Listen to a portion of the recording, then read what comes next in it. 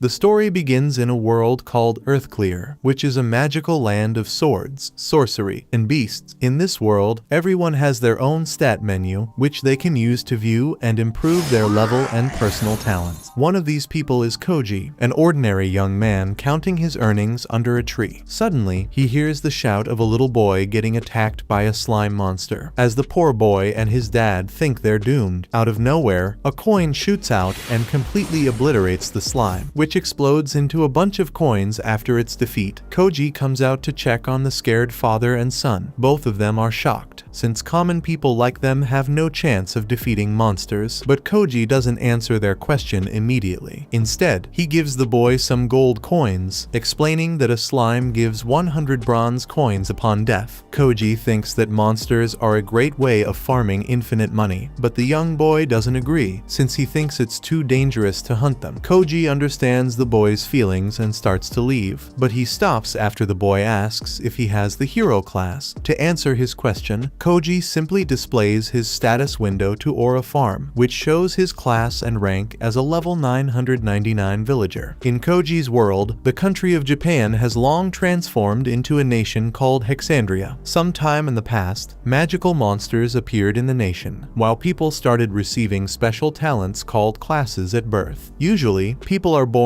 as a warrior, monk, thief, hunter, and sorcerer, but some exceptional geniuses may have a sage, hero, or king talent with incredibly powerful abilities. Any person born without these gifted talents is called a villager, which is the weakest class of them all. Although villagers usually remain between level 1 and 10, with no hope of defeating even the weakest monster, Koji somehow found a way to far surpass this limit. While he walks along his path, elsewhere, a hooded little girl reaches the exterior of an ancient cavern, which is rumored to hold the legendary sacred sword inside. Meanwhile, Koji reaches the city of Valmon, where he walks towards the local adventurers guild. In the same city, the hero of the nation, along with his partner, both prepare to set out on their journey to purge the world of all the monsters plaguing it. Inside the guild, Koji hands over the materials for his quests to the receptionist, who gives him a reward of 5 gold coins. Hearing this, all the nearby adventurers are stunned, since it would require a huge amount of monsters to earn so much money in one go. Naturally, Koji continues aura farming and silently checks out the quest board, noting that he still needs to make over 4,500 gold for a personal goal. While checking the quest, he notices one of them offering easy gold coins for monsters from the ancient cavern, so he grins and prepares to work hard for the day. Outside the guild, the young hero, Rex, rallies all the townsfolk with a heartfelt speech. He reminds everyone of the imminent threat of monsters around them, causing the kingdom's capital to send all their warriors on dangerous quests just to fend them off. The hero points out that unless they treat the root cause of the issue, the monsters will swallow them all eventually. In reality, all fantastical monsters are produced by mana, which is a special substance released by the demon race. In the hero's eyes, the demon race, led by the demon king, is the true reason that the humans are suffering from monster attacks. As Rex boldly declares that the demon race should be exterminated, Koji hears his words while getting ice cream from a nearby stall. Meanwhile, Rex asks the crowd for any brave warriors willing to join his cause. Watching the talented young hero and the beautiful sage standing by his side, the adventurers' crowd goes wild as many of them try to join them. One of them, an experienced warrior at level 86, offers to lend the hero his aid. Surprisingly, Rex coldly refuses the man's offer, saying that he doesn't need dead weights who can't contribute to his cause. The adventurers are outraged by his arrogant claim, so he silences them all by displaying his impressive level 90 hero status. Then, the warrior asks Rex if the sage next to him is qualified, since she is only at level 42. Rex explains that despite her lower level, his partner sage has excellent support capabilities due to her powerful class, so she is more than qualified to fight with him. In addition, he also reveals that she's King Simon's third daughter, Princess Krull, so she has accepted her destiny to fight for the nation's cause. Though the crowd is silenced by the hero's logic, a level 80 priest still tries to join him. Rex still refuses, pointing out that the priest is too old, so he doesn't want him to get hurt along the journey. After the old priest, a younger priest at an impressive level 70 asks if he can join, but Rex claims that he doesn't have the potential to get stronger in the future. Facing his strange rejections, dungeons. The adventurers grow restless, and an insecure young girl called Tina wonders if she can join. Since she's only a level 50 priestess, the crowd thinks there's no way, but Rex instantly accepts her into his party, proving that he's simply a pervert, not a righteous savior. Watching the scene from a distance, Koji figures that this young hero is simply trying to make a name for himself by surrounding himself with beautiful women and gaining the prestige of defeating the Demon Lord. Then, after another beautiful girl steps up to join Rex, Koji leaves, losing interest in their ambitions. Sometime later, he arrives outside the entrance of the cave, hoping to get a luxurious sushi dinner after returning home with the bounty. After a short while, he encounters the first blue devil inside. Despite the monster's ferocious strength, Koji defeats it with a single blow and starts gathering the money like it's a house chore. He proceeds to demolish a few more blue devils, one of whom drops its horn, which is a precious, rare item. Although the horn emits powerful mana like the demon race, Koji doesn't understand why it sells for so much. As he tries to complete his quest goal of defeating 30 blue devils, he runs into the hero's party along the way. The party encounters a blue devil, which Rex easily kills with a single slash of his sword. The girls behind him are impressed, but Tina notices Koji's presence behind them, so he quickly hides behind a wall, wanting to avoid the arrogant hero. Meanwhile, Princess Krull is eager to move forward, so her teammate, the mage, Parna, teases her for the enthusiasm. The princess is pleasantly surprised by her casual treatment, since people usually treat her distantly, so Tina also asks if she can be on good terms with her. As the princess nods, Parna asks Rex why they're visiting the ancient cavern, since the Demon Lord's palace is in another direction. The hero explains that they're here to obtain a special item, which can only be found after following the strange crests hidden in the dungeon's maze. However, only the royal family knows this secret, so Rex is using Krull's help to track the treasure down. At the end of the maze, he reveals that a sacred sword is hidden at an altar, which can only be equipped by a hero of level 90 or higher. Hearing this, the two other girls are shocked, but Parna wonders why the kingdom didn't just use the sacred sword earlier to defeat the Demon Lord. Rex explains that although a level 90 hero can use the sword, it does not mean that he can immediately master it and defeat the Demon Lord, so the kingdom kept it hidden for a worthy user. Now, since the king's precious daughter is following the hero in a dangerous quest, he immediately agreed to let him use the sacred sword for her protection. After his explanation, Rex turns around, filled with confidence. He believes that he's destined to become the savior of humanity once and for all with the legendary weapon, and the girls look forward to their exciting journey in the future. Elsewhere in the cavern, the hooded little girl from earlier continues her search, failing to realize that her demon horns are exposed for anyone to see. Meanwhile, Koji finds himself surrounded by a pack of blue devils, which he effortlessly takes out in an instant. After defeating the devils, he notices that there are many more monsters than usual in the cavern's depths. Soon, the hooded girl runs past him, so Koji warns her about the blue devils. However, the dangerous monsters remain completely passive with the girl, and they allow her to pass them safely. Koji defeats the devils, but he feels more interested in the mysterious young girl who just left, somewhere else in the dungeon. The hero's party starts to get overwhelmed by the onslaught of the blue devils. Parna thinks it's normal to be so winded since the cavern is a dangerous dungeon, but Rex thinks these numbers are completely abnormal. Tina heals the princess before moving to heal Rex, but she warns him that she's running out of mana. The poor girl apologizes for her pitiful stamina, feeling impressed that Parna could survive those monsters without a single scratch. Parna winks, pointing out that she is very experienced with stronger dungeons. Behind them, the princess feels guilty for being the weak link, but Rex comforts her and reminds everyone that they've reached the sacred sword's location. However, when they go inside, they find the strange hooded girl at the sword's location. Princess Krull notes that this girl is radiating immense amounts of mana, so everyone grows hostile, thinking she's a demon. Rex finally realizes that all the monsters in the dungeon were attracted to this girl's mana. More importantly, he sees that the sword is missing, so he he accuses the girl of stealing it. The girl claims that the sword was missing before she arrived, but Rex refuses to believe her. Even against a child, the hero's party decides to have no mercy. Led by the hero, they all attack the helpless little girl, who closes her eyes in fear. Nobody notices that before the attacks can hit, a blazing fast shadow arrives by the girl's side. As the smoke clears from the attack's explosion, the party is shocked to see the girl completely unharmed with Koji standing by her side. He scolds the party for attacking a child, while Rex feels shocked by his incredible strength. He asks Koji what his class is, so Koji simply claims that he is an ordinary villager. Rex doesn't believe him, thinking he used a magic item to block the attacks. However, Koji reassures him that he blocked it on his own, and he even displays his status window. The princess accepts his word, but then she asks why he was sheltering a demon from them. This throws him into a panic, but Koji claims that the girl is just his little sister, who is wearing the demon horns as a fashion accessory. Everyone is shocked by this, but Koji shows them his adventurer's quest, explaining that he was simply hunting monsters with his sister. He also shows them the devil horns, which radiate mana similar to demons, so the hero's party reluctantly believes him. Still, despite accepting this flimsy explanation, Rex asks him why the sacred sword is missing from its spot. Koji is confused for a second, but then he recalls that he just stumbled upon the sword one day and sold it for some coins. Hearing this, Rex is outraged, and he tells Koji that the sword belonged to the royal family. Koji acts like he had no idea, and he starts apologizing. However, Rex asks him how he pulled out the sword in the first place, since it was only meant for level 90 heroes to wield. Koji understands his confusion, so he turns around and places his hands on the giant swordstone. In front of their shocked eyes, he easily lifts up the heavy platform, proving his strength without a single word. Rex wonders what level he is, so he finally shows them his ridiculous level 999 rank. The hero refuses to believe he could reach such a ridiculous level, especially since he himself has fought an incredible amount of monsters. However, Kral asks Koji how he'll repay her since he sold off a priceless item from the royal family. She wonders if he will join their party to defeat the demon lord, but he instantly refuses. Rex thinks that Koji is fumbling the bag, since he could easily defeat the demon lord on his own. Koji doesn't care about his ambitions, saying that his only purpose in life is to just make money and survive. He points out that the demon lord never hurt him, so he won't fight him without a reason. While the little girl is surprised, Princess Kroll wonders if the promise of riches and glory is not enough to move his heart. Koji shakes his head, so the princess offers to marry him if he defeats the demon lord for the sake of their suffering people. As Rex begins to protest, Koji refuses Kroll's generous offer without hesitation. Although he doesn't think that the hero's party is evil, he tells them that he's completely uninterested in worldly fame and achievements. Koji also thinks that the princess is being hypocritical by ignoring the suffering of others. After saying this, he starts leaving with the little girl, but stops right beside the hero, Rex. In an ominous tone, Koji warns him that he has no idea how their world truly works. After delivering his warning, he leaves the cavern with the little girl. Once they are outside, Koji begins parting ways with her, but suddenly, she asks him to marry her. Koji immediately tells the girl that there is no chance he is going to marry her, then turns around and walks away. The girl quickly runs after him and keeps trying to change his mind. Koji tells her that he has no interest in marrying someone so young. He explains that he prefers older, more mature women with hourglass figures. The girl refuses to give up. She says it does not have to happen today. She is willing to wait 3 years or even longer if she has to. All she wants is for Koji to promise that he will marry her someday. Ignoring that request for now, Koji asks why she wanted the sacred sword in the first place. The girl explains that her father has become seriously ill. She believed that if a hero obtained the sacred sword, they might end up killing him. Koji hears that and assumes her father must be someone very important if heroes are after him. Curious, he asks who her father is. The girl nervously admits that she is actually the daughter of the Demon King. Koji is surprised by her answer. He casually says that he has run into the Demon King several times in the past. The girl is shocked to hear that. She wonders if that is the reason Koji refused the request to defeat the Demon King. However, Koji says that is not the reason at all. He honestly believes killing the Demon King would not solve anything or make the world a better place. Koji understands that the mana produced produced by demon horns is what creates monsters, and those monsters naturally attack humans. Because of that, humans already have a reason to fear and hate demons, even if the demons themselves do nothing wrong. The girl says she already knows all of that. Even so, her dream is to create a world where humans and demons can live together in peace. Koji bluntly tells her that her dream is impossible. As long as demons continue producing monsters, humans will never be willing to coexist with them. After hearing that, the girl asks why Koji does not want to kill demons like everyone else. Koji simply replies that he thinks the entire conflict is stupid. After saying that, he continues walking away. Meanwhile, Rex and the rest of his party are still frustrated that Koji showed up out of nowhere and completely ruined their plans. Kroll suggests returning to Valmon so they can rethink their strategy. Rex, however, cannot stop thinking about Koji's final words. Before leaving, Koji told him that he understood nothing about how the world really works. Rex is unsure whether Koji was hiding some important truth, but one thing is clear to him: he needs to become much stronger. Meanwhile, Koji notices that the girl is still following him. He reminds her once again that he has no intention of marrying a child like her. The girl quickly says that is not why she is following him anymore. Instead, she asks if he could buy something for her. That finally gets Koji's attention. She explains that she is looking for a medicine called the Spirit's Blessing Potion because she heard it is sold in this town. She proudly says that she has already saved up 500 silver coins and only needs Koji's help to buy it. Koji immediately tells her that 500 silver is nowhere near enough. The Spirit's Blessing Potion actually costs 10 gold coins. After telling her that, he says she should just give up and head home. Just before Koji walks away again, the girl asks if he could lend her the rest of the money. She explains that she has to save her father. If the Demon King dies, she believes humans will immediately begin hunting down the remaining demons as well. Koji tells her that saving her father this one time will not change anything. Humans will simply continue hunting him down until they eventually succeed. Koji assumes she must hate humans because of that. Instead, the girl quietly says that she does not hate them. She believes hatred will never solve anything. She then says that she has made it her lifelong goal to create a future where humans and demons can truly live together in peace. Hearing those words changes Koji's mind. He decides to buy the potion for her after all. Before they leave, Koji walks over to her and wraps a special cloth around her horns. He explains that the cloth changes the mana coming from her horns, allowing it to hide them completely. With the cloth wrapped around them, her horns are concealed, making her look just like a normal human. The girl happily thanks him for helping her. Koji then asks for her name. She introduces herself as Alice, and after that, the two of them leave the forest together. They soon arrive in town, and Alice is amazed by everything she sees, since this is her first time visiting a human town. Every building and every street catches her attention. One of the shopkeepers quickly realizes it is her first visit. Smiling warmly, he gives her a free apple and tells her to come back again whenever she visits. As Koji and Alice continue walking through the busy streets, Alice asks how much the apple normally costs. Koji tells her it costs 150 bronze coins. Hearing that makes Alice remember how the currency works. 10,000 bronze coins are equal to 1 silver coin, while 10,000 silver coins are worth a single gold coin. Koji also reminds her that the Spirit's Blessing Potion is famous as an all-purpose medicine that can cure almost anything. After hearing the actual price, Alice realizes just how unrealistic her plan had been. She now understands that thinking she could buy such a valuable potion with only 500 silver coins was incredibly optimistic. As night falls, the two of them stop at an inn to rest for the evening. Alice lies down on the bed and is amazed by how soft and comfortable it feels. Since she has never stayed at an inn before, she cannot hide her excitement. Meanwhile, Koji packs his bag and gets ready to head back outside. Before leaving, he tells Alice to stay in the room because he is going to buy the Spirit's Blessing Potion. He also explains that he plans to meet up with a friend since they will need one more person to continue the rest of their journey. Koji explains that they will probably run into adventurers who will try to attack Alice during the journey. Because of that, they need someone who can protect her while he focuses on fighting. After explaining the plan, he heads out and tells Alice to lock the door behind him and not let anyone else into the room. Meanwhile, high above the clouds, a frightening demon stands on top of a giant flying bird. With a crazed look in his eye, he quietly mutters that all humans should tremble. tremble in fear. A little while later, Alice hears someone knocking on the door. Thinking Koji has returned, she quickly opens it. Instead, she finds herself staring at a huge muscle head. The sight frightens her so much that she immediately freezes in fear. Just then, Koji steps out from behind the large figure and tells Alice that this is the friend he mentioned earlier. The three of them sit down together for some tea, and Koji introduces Alice to his friend, Takako. Takako explains that he is a level 124 monk, even though he probably does not look like what Alice expected a monk to be. He also says that Koji already told her everything about Alice's situation, and he promises to do everything she can to keep her safe. Takako admits that he once believed every demon deserved to be killed without exception. However, that way of thinking completely changed after he was badly injured in the forest one day. Instead of attacking him, a demon chose to save his life. After that day, Takako quit being an adventurer and decided to live a peaceful life instead. He now spends his time running a bar and a club in town. Wanting to get along with Alice, Takako suggests that the two of them go take a bath together. Alice immediately becomes nervous because she thinks it would be awkward to bathe with a man. Koji quickly clears up the misunderstanding by explaining that Takako is actually a woman. Alice is left completely speechless. She says Takako's chest is as firm as any man's would be, making it hard to believe she is female. Koji casually explains that Takako trained so hard that she burned away all of her breast fat and turned it into muscle. Takako clearly does not appreciate the way he described it. Without warning, she lands a powerful roundhouse kick on Koji, making it obvious that she does not enjoy talking about that subject. A little later, Alice and Takako walk toward the hot spring together. Along the way, Alice points out that Koji is level 999, yet Takako still managed to hurt him with her kick. Takako explains that monks naturally possess about 3 times the physical strength of an ordinary villager. Even so, she admits that she is nowhere near Koji's level and would never stand a chance against him in a real fight. Curious, Alice asks how Koji became so unbelievably strong. Takako guesses that Koji simply spent his childhood fighting countless monsters, which allowed him to keep growing stronger. Even after hearing that explanation, Alice still cannot understand how anyone could possibly reach level 999. Seeing the worried look on Alice's face, Takako assumes she is afraid someone else might one day become just as powerful. Takako reassures her that nobody besides Koji could ever reach that level because he is missing something that every other living person possesses. Alice immediately asks what that mysterious thing is. Takako simply smiles and tells her that she will find out soon enough if she keeps traveling with them. Suddenly, loud crashing noises echo through the town. Everyone looks up and realizes that wild boars are literally falling from the sky. The demon from earlier is the one dropping them from his giant bird. He loudly announces that this is a declaration of war and proclaims that the Demon King's army has officially begun its all-out assault against humanity. The bloody buffers immediately begin rampaging through the streets, attacking innocent civilians. Watching the chaos unfold, Alice sadly realizes that this only pushes humans and demons even farther away from ever living together peacefully. Koji wastes no time reacting. Instead of attacking with magic, he starts grabbing the wild boars one after another and throws them high into the sky. He figures he can collect their mana stones later and earn a nice reward from the Adventurers Guild. The demon notices what is happening and stares in disbelief. He cannot understand who could possibly be strong enough to throw giant monsters through the air so effortlessly. A short time later, Rex and the rest of his party arrive at the scene. Rex immediately shows off his strength by firing a powerful lightning spell that destroys one of the giant birds before it can release another bloody buffer. As he prepares to fire another spell, his attack is suddenly blocked by one of the boars that Koji had thrown into the air. The moment Krull notices Koji, she becomes visibly annoyed. She immediately assumes he must have been working with the Demon King all along. Koji calmly tells her that she is completely wrong. He then points out how terrible their strategy is. If they keep firing powerful attacks at enemies one by one, any missed attack could fall back down and accidentally kill innocent civilians. To make his point even clearer, Koji lightly taps Krull on the head while reminding her that the plan is terrible. Hearing that, Rex and the others suddenly realize something important. Koji has been throwing the boars with his own strength instead of attacking them with magic. That can only mean one thing, that Koji cannot use magic at at all. Alice and Takako arrive shortly afterward, and Alice is shocked when she learns that someone as powerful as Koji does not possess any magic. Meanwhile, the demon continues shouting from the sky, declaring that resistance is meaningless because nobody can escape the Demon King's army. Koji turns toward Alice and asks if she recognizes the demon leading the attack. Alice says she believes his name is Menno. He is one of the Demon King's trusted dignitaries, and his family has served the Demon King for generations. Kroll then walks over to Koji and formally introduces herself. She explains that after seeing how powerful he is, she came up with a plan to display humanity's strength so the demons would know better than to challenge them. Koji immediately says that the idea is incredibly stupid. He explains that revealing all of their strongest fighters is the worst thing they could do. If the Demon King is launching attacks across the entire world, then he is probably trying to identify the strongest places to invade first. Koji also says they need to learn exactly what the Demon King is trying to accomplish before making any big decisions. Because of that, he decides that speaking directly with Menno is the best option. Without another word, Koji suddenly leaps high into the sky, completely shocking everyone watching below. Takako quickly jumps after him and uses her legs to kick him even higher, launching him the rest of the way through the air. A few moments later, Koji lands directly on top of the giant bird in front of Menno. Menno stares at him in complete disbelief and asks who he is. Koji calmly introduces himself as nothing more than a random villager who just happened to be passing by.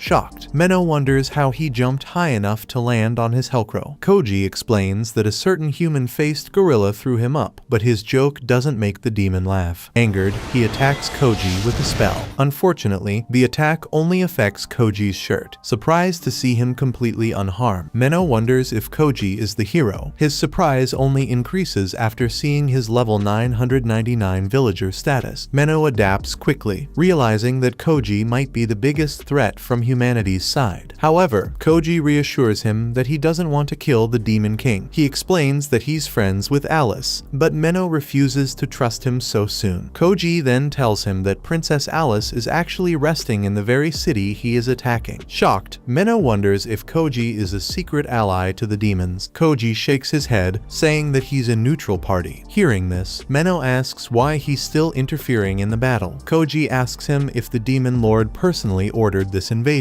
but Menno only laughs it off. However, Koji gets serious. He explains that Alice told the Demon Lord is sick. Hearing this, Menno is surprised, since he didn't know about the Demon Lord's condition. Seeing his reaction, Koji asks the demon if the Demon Lord truly gave him the order for an invasion. If so, he makes it clear that he will personally kill the Demon Lord. Menno begins to think, wondering why Koji is so sure that the Demon Lord didn't give him an order. Then, he realizes something. When Menno was in the Demon Lord's Grand Palace, the Demon Lord himself did not speak to him. Instead, it was his closest advisor who told him that the Demon Lord had ordered an invasion. At the time, Menno didn't suspect anything, so he carried out the orders. Still, he wonders why this makes any difference, since the Demon Lord did not object to his advisor's words. At this, Koji points out the possibility that the Demon Lord was somehow manipulated. Menno gets furious, thinking he is insulting his leader's authority. Koji raises a hand in surrender, so Menno decides to turn back and investigate the Demon Lord's condition on his own. Suddenly, Koji starts jumping around and killing all of the Velcros. Explaining that he's just making some money, he continues destroying the entire demon fleet. On the ground, the hero's party watches with shock as Koji takes out each crow one by one. Nearby, some healers ask them for help, so everyone rushes to assist them with the wounded. In the sky, Menno asks Koji why he's preventing him from returning home. Koji reminds him that if the Demon Lord is being controlled, the true mastermind would also consider Menno a threat. In Koji's eyes, Menno should use the defeated Velcros as an excuse to go missing in action and sneak back into the palace later. After saying this, he kills the final Velcro, causing both of them to fall from the sky. As both of them hurtle to the ground, Menno screams in horror. Koji thinks they'll probably survive, but his confidence is less than reassuring. Later, Menno Menno wakes up on the ground with Koji looking right at him. Since demons have strong bodies, it's not surprising that Menno survived. However, he finds it hard to believe that Koji shrugged off that massive fall while being a human. Koji doesn't care about his surprise. Instead, he continues to gather all the coins that fell from the defeated Hellcrows. Finally realizing that he's not an enemy, Menno introduces himself to him. After explaining that he has served the Demon Lord for 3 years, he wonders why Koji isn't trying to kill him. Koji explains that since Menno is close to his friend Alice, he would never hurt him. Surprised, Menno wonders why he's so caring towards a demon. Koji thinks he's asking a dumb question. He points out that although demons create mana, they don't directly threaten humans with their existence. Instead, it is the monsters created by the mana that cause both humans and demons to fight each other. In Koji's eyes, people should focus on keeping the monsters at bay instead of being at each other's throats. He then tells Menno that he'll return to him the next day with Alice to visit the Demon Lord's palace. Menno is stunned, since Koji's actions would basically make him a traitor to the humans and an enemy of the demon mastermind. Koji smiles, saying that he's simply fulfilling a promise he made to Alice. Once he leaves, Menno smiles, thinking that his princess has made a strange friend. The next day, Alice thanks Koji for sparing Menno's life. He explains that the demon commander was actually pretty reasonable, so it was no big deal to spare him. Then, he wonders what Takako is doing. Alice explains that she went out to buy groceries for their trip to the demon palace. Koji thinks that he should arrange the transportation before Takako returns. Alice reminds him that it was only supposed to take 6 days to reach the palace. However, Koji explains that 6 days is only possible on the back of a flying crow. Since they have more people now, they'll need to make the trip on the ground. However, ground travel will also be difficult, since they cannot take horses. Alice wonders why horses are forbidden, so Koji explains that they are afraid of demon mana. Although the young Alice can retain her mana with his cloth, Menno's presence will make it impossible for the horses to stay calm. In the end, Koji reluctantly admits that there is still a ground transport they can take. Alice gets excited, so he shows her the transportation method in person. It's actually a centaur carriage, led by arrogant centaurs who consider themselves superior to humans. Despite their tough attitude, the centaurs are literal perverts who would do anything to get whipped. Watching their strange reactions, even Koji feels uncomfortable, so he refuses to use them as transport. This time, Alice also remains back and lets the centaurs leave. Once Takako returns, they all go to Menno's location in the forest. He apologizes to Alice for attacking the town she was resting in, but she forgives him since it was done unintentionally. Then, he also thanks Koji for sparing his life and bringing his princess back safe and sound. Suddenly, Takako jumps in to admire Menno's handsome looks. The poor guy gets terrified of her, so Alice gets offended. She tells Menno that Takako is a good person looking after her, so he calms down. Suddenly, the hero's party pops out from the bushes around them. Now that they've confirmed that Koji is with the demons, they think he is on the enemy's side. Without giving him a chance to explain, they accuse him of leading the demon attack on the town. Facing their accusations, Koji remains completely calm. Kroll claims that she won't let him escape his punishment, so he suddenly appears in front of her. Before she can react, he bumps her head, pointing out that she doesn't even have the power to threaten him. Rex gets angry and tries to attack him, but Koji dodges his slow slashes. He tells the dumb hero to quit flailing around, but Rex remains stubborn. He claims that his job is to destroy the demons, who are a bunch of evil creatures in his eyes. Parna also points out that a lot of people were hurt by Menno's attack. Hearing this, Koji actually admits his wrong. He tells Menno to apologize to everyone, but Menno gets angry. He reminds the humans that the demons have been suffering way worse due to their actions, but Rex refuses to listen to him. He claims that demons and anyone who supports them are objectively evil, which causes Koji to get angry. He reminds Rex that before he knew about Alice's identity, he didn't attack her at all. At the time, he obviously didn't consider the harmless girl a threat to humanity. Now, Koji reveals that she is not only a demon, but also the Demon King's daughter. He asks whether that same girl has suddenly become an evil monster in their eyes. The revelation leaves everyone shocked. Koji admits that the mana released by the Demon Lord creates monsters, so he won't stop the hero from attacking him. However, he just wants the humans to admit that the demons can't control their mana, so they don't deserve to be hunted down. After declaring this, he breaks Rex's sword. As the hero backs away, Tim Tina asks Koji if Menno at least deserves to be punished for the attack. Hearing this, Koji forces the stubborn demon to bow down and apologize. Still, Tina thinks they should arrest Menno for leading the attack. At this, Koji asks the humans for some time, explaining that he needs Menno's help to investigate the Demon Lord's condition. He explains that the demon attack might not have been ordered by the Demon Lord, which shocks the hero's party. Koji tells them that the Demon Lord is sick, and he has always wanted peace with humans. Rex thinks he's lying, since there's no way a human would know the Demon Lord's intentions. However, Koji reveals that he has personally met the Demon Lord, so he knows what he's like. In addition, he asks the humans if the demons have ever led an invasion like this before. Hearing this, all of the hero party members admit that they've never been attacked by the demons in their cities before. Koji tells them to set their prejudice aside and give his words a real thought. But Parna gets angry. She blasts a fireball at him, saying that he might have been brainwashed by the demons. Seeing that the humans won't believe him no matter what, Koji decides it's time to stop negotiating. Suddenly, he signals to Takako and runs away, leaving the humans outraged. Although they try to chase Koji's group, Tina stumbles and falls, so they are forced to remain behind for her. While escaping, Koji complains to Alice that coexisting with humans is not peaceful at all. She points out that the hero's party actually listened to him this time, so it was still a win for them. Unfortunately, once they get to safety, Menno brings them a certain transport vehicle. It's the same centaurs from before, who somehow agreed to serve Menno. Unfortunately, as Takako drives the centaurs, everyone on the carriage ends up traumatized for life. Meanwhile, the hero's party wonders what to do next. Rex feels unsettled by Koji's words, while Parna tells everyone to get ready for a trip to the Demon Lord's castle. Seeing her casual attitude, Rex wonders if Koji's words didn't affect her at all. Hearing this, images of her childhood sweetheart flash through Parna's mind. Her innocent lover was brutally snatched away from her by a demon attack, so she would never forgive them. Later that night, Koji's group sets up camp to rest. Takako reviews their route, noting that they need to stop at the city of Salmeria to rest before making the rest of the trip. However, since Menno cannot disguise his mana, Koji warns him to stay hidden once they arrive at the human city. Then, Koji realizes something. Since Valmon was attacked on the orders the demon mastermind, he wonders if Salmeria is also a target. Hearing this, Menno explains that the previous attacks were just to declare war on the humans. In reality, the demons are brewing a massive army to begin the real invasion. Knowing this, both Koji and Takako realize that the fortress town of Salmeria might be the demons' next target since it's closer to the Demon Lord's palace. The next day, they arrive at Salmeria's gate. To disguise the demons on their carriage, Koji decides to act like he's a magic materials merchant. However, the gate guard becomes suspicious after sensing demonic mana coming from the carriage. Just then, Alice pops out and shows him a blue devil horn. Koji claims that he's got a lot of horns with him, which are the source of the mana. He claims that he's only here for sightseeing with his sister, so the guard smiles. The guard thinks he must be here for the parade, which surprises Koji. He learns from the guard that the demons have been attacking Salmeria, so the Salmerian forces are throwing a parade before they lead a force to fight back against them. Soon, they enter the city, where they catch the parade live. Koji doesn't feel the festive mood, since he thinks the humans are being careless. If the demons attack them in this moment, they would be caught off guard. If Salmeria were truly besieged, Koji thinks there would be no way to talk either the humans or the demons out of the war. To prevent this, he decides that they'll reach the Demon Lord's palace and stop the demons before they get a chance to attack. Takako thinks he's being too reckless. She also wonders what he would do if the Demon Lord were truly behind all these attacks. Koji confidently claims that he'll fight the Demon Lord if this is the case. However, he would only fight as a person on the side of the peacemakers. Hearing this, Alice smiles. Although she loves her father, she wants the world to be at peace, so she also declares that she'll be on Koji's side if the Demon Lord turns out to be an invader. Inside the carriage, Menno faces a tough decision since he serves both the Demon Lord and Alice. In the end, he decides to take Alice's side for the sake of peace. Later that night, Koji notes that Salmeria's west gate is closed as a precaution against the demons. Still, he thinks they'll have to sneak out of that gate the next day to move towards the demon palace. He buys some ice cream for Alice, who finds it delicious. Then, he realizes that they skipped dinner before dessert, so he takes her to a restaurant. Inside, he somehow finds finds the heroes' party having dinner. Shocked, Koji escapes while the heroes chase after him. After hiding in an alley, he notes a parade demonstration nearby. Alice wonders what it is, so Koji explains that the humans are killing a weak monster to show off their strength to the common people. Out of nowhere, a massive demon jumps out and stomps the weak demonstration monster. Panicking, the humans quickly escape since the demon wasn't part of the show. However, an entire army of hellbeasts jump into the city, and Koji gets a headache, realizing that the attack has begun early. He quickly attacks and kills the monster in one blow. Without waiting, he rushes over to check the other parts of the streets as Alice follows behind. Meanwhile, the heroes' party feels frustrated after losing track of Koji once more. Tina thinks they should ask the locals to assist with their search. Rex refuses, so she wonders why. He explains that Koji's loyalties are unpredictable, so if the common citizens corner him, he could hurt them in response. Krull doesn't agree with Rex. She thinks that if Koji really wanted to hurt them, he could have easily done it in their past meetings. Also, she thinks that he's not an evil person, even if he's working with the demons. Hearing this, Parna gets offended. She reminds Krull that Koji is on the side of the same species that is attacking their cities. Krull is startled by her anger, but she explains that when they tried to attack Koji, he simply avoided their attacks. In addition, he only tried to negotiate and never tried to fight back. After seeing his peaceful attitude, she thinks that he might truly be a better person than he seems. Parna still isn't convinced, but Rex also agrees with Krull. For now, he decides to let Koji go. Hearing this, Parna gets even angrier. She accuses Rex of growing sympathy for the demons, but he explains that he just wants to hear Koji out. Krull and Tina both side with him, so Parna is forced to consider their thoughts. Suddenly, chaos erupts in the streets near them. Worried about the parade, Krull runs to check out the commotion. She finds a man collapsed on the ground, about to be attacked by a vicious demon. Thankfully, Krull makes it in time and protects the man with a barrier spell. The man thanks her for the help, but he asks her to leave him and run for her life. Krull refuses, saying that it's her duty as a royal to protect her kingdom's people. Under the demon's relentless assault, her shield eventually breaks and the demon roars loudly. It launches a powerful attack at the defenseless man and Krull. Out of nowhere, Koji pops up and blocks the attack. He praises Krull for her selfless actions before killing the demon with one blow.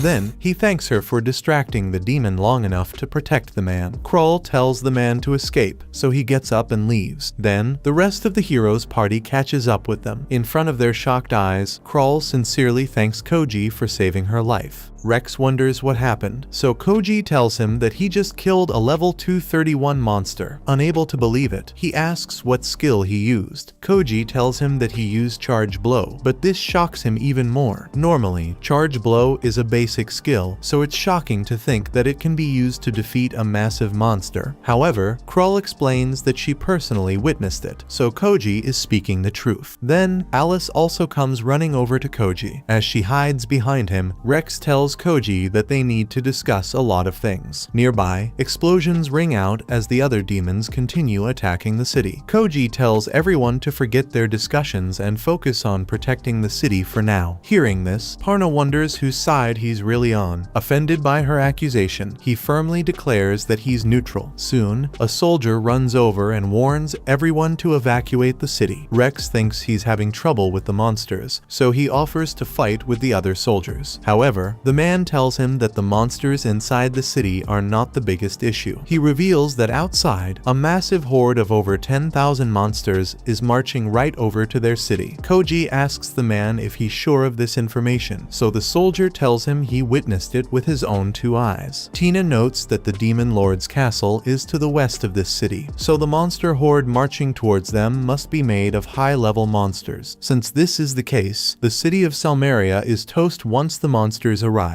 Hearing this, Koji falls into thought. Parna wonders what they should do, so Rex suggests evacuating the city for now. Since they cannot fight the monsters at the moment, it's pointless to throw their lives away. Instead, he thinks they should regroup and return to Salmeria later to retake it. Parna and Krull agree, so they tell the soldier to carry out the evacuation orders. Then, Krull asks Koji to help her. He nods and tells her that he'll call his friends from the inn. For the time being, he entrusts Alice to her care. Rex is surprised by this, and he reminds Koji that he considers demons his greatest enemy. He wonders if Koji isn't afraid for Alice's life at all. Koji points out that if he really wanted to kill Alice, he wouldn't have warned him in the first place. While Alice watches, worried, Koji reminds the hero that he's the only one who has the answers to his questions. Before he can get those answers, Rex will get no benefit from hurting Alice. However, Parna interjects. She asks Koji what he would do if they simply don't like his answers. She wonders what he would do if the humans betrayed him and captured Alice as a bargaining tool against the demon lord. Hearing this, he sighs and asks her to keep the girl safe. The heroes watch as Koji humbly trusts them with the little girl. Finally, he says goodbye to Alice and leaves. After that, Parna teases Alice for getting abandoned. Somehow, Alice doesn't think this way. Since Koji trusts the heroes' party enough to leave her with them, she decides to trust them as well. Parna is surprised by her cleverness, while Krull smiles and hugs Alice from behind. Since she has already promised Koji to keep her safe, she reassures Alice that she'll do nothing harmful to her. Krull admits that she also trusts Koji, knowing that the young girl with him is completely harmless. Watching this scene, Parna feels upset, but all she can do is leave. Meanwhile, as the city plunges into chaos, Koji rushes somewhere else. Soon, Takako and Menno catch up with the heroes' party. The moment they see Alice with them, they assume she has been kidnapped, causing Menno to become enraged. Alice rushes over to them, safe and sound, leaving Takako confused as well. Alice can't understand why they don't trust the humans since Koji was supposed to inform them about the situation. Rex wonders if Menno and Takako are the two men Koji went to fetch. Hearing this, Takako gets offended that he assumed her gender. Alice tells everyone that she's a woman, which shocks even Menno. In any case, Takako gets furious at the heroes' party for kidnapping little Alice. Seeing her fury, the heroes almost wet their pants. Krull quickly explains that Koji himself handed Alice to her for protection. She also explains that he was supposed to get his friends from the inn. However, Takako reveals that he never came by. Although Menno is relieved that his princess is safe, Alice wonders where Koji really went. Suddenly, a soldier rushes over and informs them that a madman is out there fighting the entire monster horde by himself. Everyone instantly realizes that it's Koji. Alice understands why Koji left. If the monster horde occupies Salmeria, it would create a permanent hatred between demons and humans. Left with no other choice, he's trying to deflect the monster horde on his own to buy some time. Takako picks up Alice and rushes to the battlefield with Menno, and the heroes' party follows suit. Meanwhile, on the battlefield, Koji is exhausted after fighting off an onslaught of countless demons. Despite his incredibly high level, even he can't fend off 10,000 monsters on his own. As the fight continues, Takako and the heroes' party catch up to Koji. Rex wonders why Koji is taking on such a dangerous mission, so Takako tells him that he simply doesn't want anyone to die. She reveals that Koji is fighting for both humans and demons to peacefully coexist, which shocks everyone. However, Rex still points out how reckless he's being. Takako explains that Koji doesn't care about danger at all. Unlike most people, he does not carry a fear of death. Instead, he does his best to fight for his ideals, no matter the situation. As she continues her explanation, Rex watches Koji fighting the monsters. Despite being massively outnumbered, Koji continues to kill enemy monsters, slowly regenerating his injuries with a passive skill. Impressed, Rex wonders why Koji is so determined to fight to the bitter end. Hearing this, Takako tells him that Koji actually has a similar motivation to his. In the past, Rex's family was killed by monsters while they were traveling, so he swore to take revenge on all the demons that created them. Koji faced something similar, as one day, his father was killed by a monster. Throughout his childhood, Koji loved to fight monsters to earn his livelihood. However, as he leveled up, he understood that his villager class was the weakest of them all. Each fight was extremely dangerous, and one mistake could cost him his entire life. After learning this, Koji almost quit fighting against monsters, wanting to surrender his fate to the humans of stronger classes. However, one day, a monster attacked his father and killed him right in front of Koji's eyes. Since that day, he grew a hatred for all monsters. Most of all, Koji hated himself for being too weak to protect his loved one. From that day on, he started training against monsters despite the incredible danger. In the midst of it, Koji realized that the villager class did come with one benefit over all other classes. Although a villager's starting point is incredibly incredibly weak. They also gain exp at an incredibly fast rate as a reward for killing even a single monster. With this knowledge, he continued training until he became strong enough to kill the monster that took his father's life. Koji returned home, happy to deliver the good news to his family. However, once he got there, he found the entire village burning and destroyed. It turned out that a group of bandits had raided and pillaged the entire village. Shocked, the young boy rushed to his house, where he found his mother dead from the bandits' attack. In the past, when a monster had killed his father, Koji swore to kill all monsters as revenge. Now, as he realized that it was a group of humans who took his mother's life, he wondered if swearing vengeance on all humans was the right thing to do. This comparison made Koji realize the error of his previous ways, so he changed the way he thought. Instead of blaming an entire species or group for the actions of a few, he decided to only hold the evil people accountable. Hearing this, Rex admits that he used to think the same way. Now, he realizes that he has also gone too far in his hatred of the demons. However, Krull doesn't think that they should forgive demons so easily. Even Koji told her that demons are harmful because of the monsters they create. Still, he does his best to help both humans and demons coexist. Krull wants to know why Koji is so determined for coexistence, so she decides to help him survive for the sake of her own questions. Behind her, Tina and Parna agree to support her as well. As the hero's party rushes to help Koji, Menno asks Alice what she wants to do. Naturally, she wants to help Koji, so Menno agrees to carry out her orders, even if it means he'll betray the demons. After he leaves, Takako tells Alice to hide while she helps Koji against the monsters. Meanwhile, Koji starts feeling it on the battlefield. Against the endless monster army, even his powerful healing skills are lagging behind. Still, he continues to fight fearlessly, killing as many monsters as he can. After a while, the monsters overwhelm him and capture him in an iron grip. As Koji is restrained, a monster starts charging an attack to blow him up. Suddenly, Rex strikes from the sky, killing the monsters with a lightning slash. Koji is shocked, but the hero tells him there's no way he'll let a villager fight alone. Then, Menno unleashes an attack, wiping out a group of flying monsters from the sky. Takako also charges in, reducing the pressure by killing some more monsters. With everyone present, Koji is surprised that they all came for him. Tina walks over and heals him up, while Parna says that she won't let him fight alone. However, Koji feels worried that his weaker friends will die against the monsters. Krull refuses to back down, promising that she won't let anyone die today. Seeing his friend's determination, Koji regains his own fire. He stands up, announcing that they'll fight as many monsters as they can before running for their lives. With his stamina restored, he rushes in and kills some more monsters. One of them gets him with a massive rock, but Koji remains calm despite his injuries. Tina quickly heals him, wondering why he's being so reckless. Koji smiles, saying that he can be reckless since his friends are covering for him, with every person fighting earnestly on his side. For the first time, Koji thinks he can rely on his friends. After that, he continues to fight the monsters with his friends. As the intense fight goes on, Alice decides to do something instead of watching from the sidelines. She heads back into the city, hoping to rope in some other adventurers. Meanwhile, Takako asks Rex to leave the stronger monsters to her. He gets offended, saying that he's more than capable of fighting the tough monsters as well. However, as Takako rips through the monster horde, he learns that she has a defense-ignoring skill. Hearing this, Rex realizes the gap in strength between himself and this random adventurer. Despite his hero class, he needs to get much stronger to compare to Koji and his friends. Seeing them argue, Koji reminds everyone to work together. Parna points out that he's been fighting solo all this time as well. He asks her if she can use area attack magic, but Parna feels offended by his awful nickname. Krull chimes in, explaining that she can use area attack magic as well. Hearing this, Koji carries both of the women and jumps into the air. Although they are shocked at first, they realize what he wants them to do. In the air, he uses them as living missile launchers, taking out the flying demons. After using their abilities, he drops both girls to the ground. Back in the city, the Salmarian adventurers are discussing the war situation against the high-level monster horde. All of them think that their city is doomed. Suddenly, Alice's high-pitched voice calls out to them. As time passes and the sun rises over the horizon, the battle still continues. Knowing that his friends are exhausted, Koji tells everyone to abandon ship. However, they all refuse to leave, knowing that he'll just sacrifice himself to help them escape. Koji remains silent since he can't force them to leave. However, he feels worried for their lives as the endless monster horde continues to attack. Just when things look hopeless, Alice calls out to him. Koji turns back, surprised to see her with all of the Salmarian adventurers by her side. Encouraged by Koji and his friends' display of courage, the adventurers roar and join the fray against the monsters. Alice explains that last night, she asked them to join Koji in the fight. Initially, the adventurers thought it was a death sentence, since none of them were strong enough to face the monsters. However, as they continued to watch Koji's party fight the endless horde with zero fear, their hearts burned with the desire to support them. Now, they all fight with everyone on the line for the sake of their city. Alice thinks that it's Koji's immense courage that gave everyone else the strength to stand beside him. However, he points out that she's responsible for bringing these adventurers here. Without her request, they would have continued to hide inside the city, forcing Koji and the others to lay down their lives. With this new manpower on their side, Koji thinks they finally have the strength to defeat the entire monster horde. He leads everyone and begins a renewed assault on the monster forces. After a while, the adventurers get exhausted from the fighting. Even Rex, the hero, is forced to his knees from sheer fatigue, even as the healers try to make him rest. He tries to keep fighting. He points out that Koji has been fighting without rest, but Tina explains that this isn't the case. Unlike normal adventurers, Koji doesn't need potions and rest to heal, since he has a passive healing skill. Hearing this, Rex finally backs down and leaves things to him. Watching him fight, Rex admits that Koji's abilities are truly amazing. Aside from his incredible skills and strength, he thinks that Koji can fight for so long because of his unwavering determination. Now, he understands that Koji is so determined because he fights for a cause he believes in. However, Parna still feels upset, wondering why he doesn't help the humans take over the world with his incredible power. Eventually, Menno and Takako also return, exhausted. Alice rushes over to take care of Menno. Watching the demons together, Parna holds out her hand to attack them. Suddenly, Takako appears behind her. She warns Parna not to take any action before hearing Koji's answers, so she finally backs off. Suddenly, everyone hears an unfamiliar voice on the battlefield. The ground starts shaking, and soon, a massive robotic golem appears in front of everyone. In this world of magic and swords, nobody has seen such advanced technology before. Menno wonders how strong this monster is, but Takako thinks they shouldn't risk fighting it. She asks Koji to give the retreat order, but he doesn't seem too scared. Instead, he rushes straight in. To everyone's shock, the iron golem swats him away like a fly. Seeing this, the Salmarian adventurers finally lose their hopes and escape from the battlefield. Alice checks on the injured Koji, who tells her to run away. With trembling hands, she insists she's fine, refusing to leave his side. Kroll comes over with a health potion, reminding him to stay healthy for the sake of his friends as well. From a distance, someone watches Koji with his friends. This person is Estelor, the demon lord's right-hand man. He smiles coldly as he pinpoints Koji as the biggest source of trouble for his monster army. Watching Menno and Alice stand by Koji's side, Estelor doesn't seem upset. As he continues watching calmly, Koji walks towards him, refreshed from the health potion. Knowing that Estelor doesn't want to fight, Koji warns him that he'll keep attacking his iron golem until he backs off. He smiles, welcoming Koji's attack. Rex thinks that the demon general is being too careless against Koji. However, Estelor already seems to know about Koji's level 999. He admits that reaching the highest level is an incredible feat, but in the end, Koji is still a villager. In reality, even a level 300 hero has stronger base stats than a level 999 villager. As if to prove his point, Koji attacks the robot, which causes no damage. Still, Kroll thinks that his high level must have given him access to advanced skills. Hearing this, Estelor admits that Koji's self-regeneration skill is quite impressive. Aside from this, however, he thinks that Koji has no other tricks up his sleeve. Although the villager class gains levels the quickest, it also receives access to some of the worst skills in the world. Because of this, Estelor thinks that Koji has no chance against his robot. In the face of Estelor's taunts, Koji remains confident. Estelor warns him to give up, but he knows that the demons aren't looking to kill anyone. Hearing this, Estelor reveals that he only wants to take over Salmaria. Alice reminds him that the demon lord wouldn't want this. At this, Estelor grins. He agrees with her and claims that the demon lord would give them the same answer if they asked him right now. Hearing this, everyone is confused, so he reveals that the Demon Lord is trapped inside the Iron Golem's body. Because the Demon Lord had a peaceful policy, Estelar gradually drugged him to the point where he couldn't resist. Now, he is using the Demon Lord's near-endless mana to power the Golem, which he calls the Messiah. Estelar declares that he will destroy humanity with the Messiah. However, Koji wonders why he's not killing anyone despite his motives. Estelar doesn't answer this, so Koji doesn't think about it either. Knowing that Estelar has trapped Alice's father against his will, Koji declares that he'll save the Demon Lord and Salmeria from him. Estelar is surprised that he's willing to help the demons, but he thinks there's no way he can fight the Messiah. Still, Koji keeps charging again and again, each attack resulting in utter failure. After every failure, he gets back up and tries again. His determination causes even Estelar to be surprised. Eventually, Koji gains incredible speed and lands a solid hit on the Messiah. Then, he starts pummeling it with rapid fire blows. The Golem fights back, sending him flying. However, Estelar has completely lost his composure at this point. Now, he wonders how Koji can create a different result despite trying the same attack over and over again. Krull and Alice rush to Koji's side, warning him to stop fighting. They point out that even the potions have stopped working, but Koji refuses to back down. In the end, Parna heals him with her healing magic, wondering why he's struggling so much. She asks him to spill everything, so Koji starts telling her about his childhood. Takako guiltily explains that she has already told everyone about his father, so Koji skips to the good part. He tells everyone that as he killed monsters for experience, he started questioning the world. Though young Koji was fueled by his father's death, he wondered why everyone in the world was born with a class and a stat window. He wondered why monsters turned into coins, and why humans and demons were constantly at war with no explanation. Eventually, he decided that he would discover the reality of the class system in their world. At the moment, Koji thinks that most people live their lives according to the classes they are born with. Instead of deciding their dreams for the future, they let the world predetermine a role for them at birth. Koji asks Rex about this, wondering if he had always been this heroic, or if he forced himself to act as a hero to fulfill the duties of his class. Hearing this, Rex admits that he wasn't always so noble. Koji thinks that everyone should have a choice to become who they want to be. However, their strict world forces them into picking a role against their will. When he first reached level 999, Koji felt despair, knowing that he had no more room left to grow. Hearing this, Estelar wonders why he still continues to fight. Koji reveals that upon reaching this level, he unlocked a unique skill called the One Who Challenges God. This skill came from his determination to go against the world, so it converts all the experience points beyond level 999 into increased strength, since someone has designed their world to keep the demons and humans at war forever. Koji wants to rebel against them and kick their butt. After declaring this, he starts powering up, releasing a terrifying aura. Aside from his unique skill, Koji reveals that he has one final trick up his sleeve. It's a skill called Limit Breaker, which allows him to use double his current strength, at the cost of paralyzing his body after the battle. Faced with the unbeatable Messiah, he thinks it's time to put Limit Breaker to use. Koji jumps to the sky and crashes onto the Messiah with incredible force, tearing through it with one blow. Inside the Golem's depths, he finds the Demon Lord trapped. A few minutes later, the Demon Lord wakes up safe and sound to the sight of his own daughter. Koji feels glad that he's safe, but he's unable to move his body from the side effects of the Limit Breaker. As the Demon Lord notices him, he recognizes Koji from his memories and thanks him for his help. Alice explains that the rest of the party also helped. Hearing this, the Demon Lord looks around and spots Rex, the hero. He wonders if Rex wants to kill him, but Rex hesitates. However, Parna jumps in, ready to accept his offer. Seeing this, the Demon Lord laughs, but Krull points out that Parna no longer has any mana left to attack. Then, the Demon Lord forcefully asks Estelar why he rebelled. Estelar claims that the Demon Lord was too scared of taking the next step, so he forced him to take action. Koji wonders what this next step is, so Estelar smiles, knowing that Koji wants to confront the creator of the class system. He tells Koji there are two ways to learn their identity. First, he can kill the Demon Lord. Koji instantly rejects this, so Estelar tells him that the other way is to purchase a nameless, expensive item sold by adventurer guilds. Hearing this, Koji recalls an extremely expensive item, so Estelar is surprised by his knowledge. Suddenly, he waves his hand and teleports the Demon Lord away. away. For the time being, he will keep the Demon Lord hostage. Seeing how much Estelar knows, Koji wonders if he's still loyal to the Demon Lord. Estelar admits that he is loyal to the Demon Lord, but only because he was assigned this duty by someone else. He warns Koji that if he can't purchase the nameless item within 1 year, he will return with the Demon Lord and fight until one of his friends loses their life. After saying this, Estelar disappears, and the monster horde finally turns back. Everyone asks Koji what to do next, so he thinks they should open a casino to make money as quickly as possible. That was episode 5. Subscribe to not miss the next part and watch the next video on screen.